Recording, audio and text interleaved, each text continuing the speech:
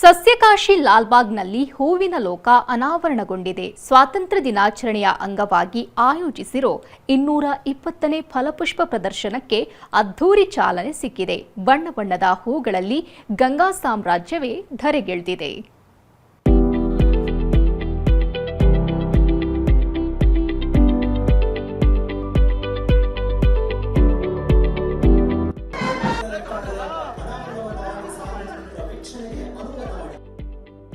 ರಾಶಿ ರಾಶಿ ಸೇವಂತಿಗೆ, ಬಗೆ ಬಗೆಯ ಗುಲಾಬಿ, ಆರ್ಕಿಡ್, ಹೊಸ ಲೋಕ.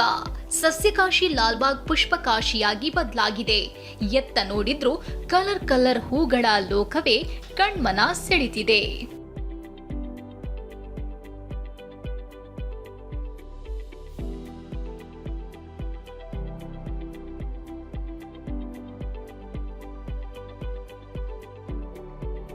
ಸ್ವಾತಂತ್ರ್ಯ ದಿನಾಚರಣೆ ಪ್ರಯುಕ್ತ ಆಯೋಜಿಸಿರುವ 220ನೇ ಫಲಪುಷ್ಪ ಪ್ರದರ್ಶನಕ್ಕೆ ಇಂದು ಸಿಎಂ ಡಿಕೆ ಶಿವಕುಮಾರ್ ಚಾಲನೆ ನೀಡಿದ್ರು. ಈ ವರ್ಷ ನಾವು ಗಂಗಾ ಸಾಮ್ರಾಜ್ಯರನ್ನ ಥೀಮ್ ಇಟ್ಕೊಂಡು ನಮ್ಮ ಇಲಾಖೆ ಅಧಿಕಾರಿಗಳು ಮಾಡಿದ್ದಾರೆ. ವಿಶೇಷವಾಗಿ ದಕ್ಷಿಣ ಭಾರತ ಗಂಗಾ ಸಾಮ್ರಾಜ್ಯದಲ್ಲಿ ಕೃಷಿಕರು, ರೈತರು ಮಾಡಿದಂಥ ಇತಿಹಾಸವನ್ನ ಗಮನದಲ್ಲಿಟ್ಕೊಂಡು ಇವತ್ತು ಫಲಪುಷ್ಪ ಪ್ರದರ್ಶನವನ್ನು ಹಮ್ಮಿಕೊಂಡಿದೆ.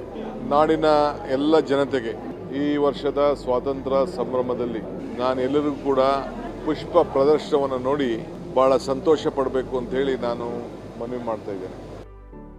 ಹೂಗಳಿಂದ ಅರಳಿದ ಗಂಗಾ ಸಾಮ್ರಾಜ್ಯದ ವೈಭವ ಈ ಬಾರಿಯ ಸೆಂಟರ್ ಆಫ್ ಅಟ್ರಾಕ್ಷನ್. ಸುಮಾರು 3 ಲಕ್ಷ ಸೇವಂತಿಗೆ ಹೂಗಳಿಂದ ನಿರ್ಮಿಸಲಾಗಿರುವ ಬೇಗೂರು ನಾಗೇಶ್ವರ ದೇವಾಲಯ ಕಣ್ಮನ ಸೆಳೆದಿದೆ.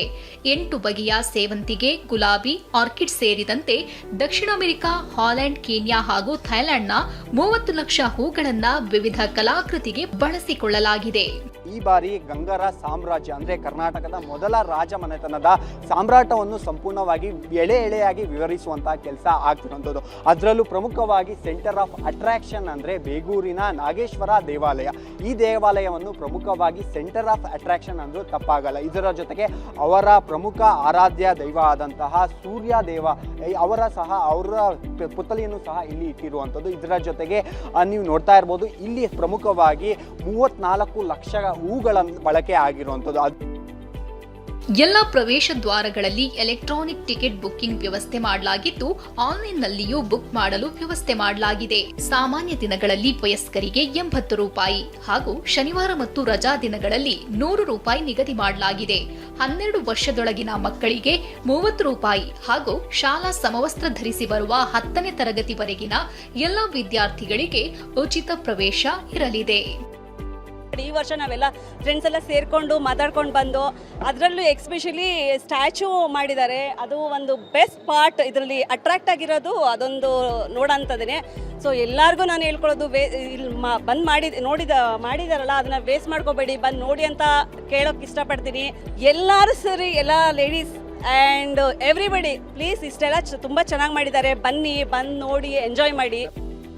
ಆಗಸ್ಟ್ 17ರವರೆಗೆ ನಡೆಯಲಿರುವ ಈ ಫಲಪುಷ್ಪ ಪ್ರದರ್ಶನ ಇನ್ನೂ 11 ದಿನಗಳ ಕಾಲ ಪುಷ್ಪ ಪ್ರಿಯರಿಗೆ ರಸದೌತಣ ಉಣಬಡಿಸಲಿದೆ.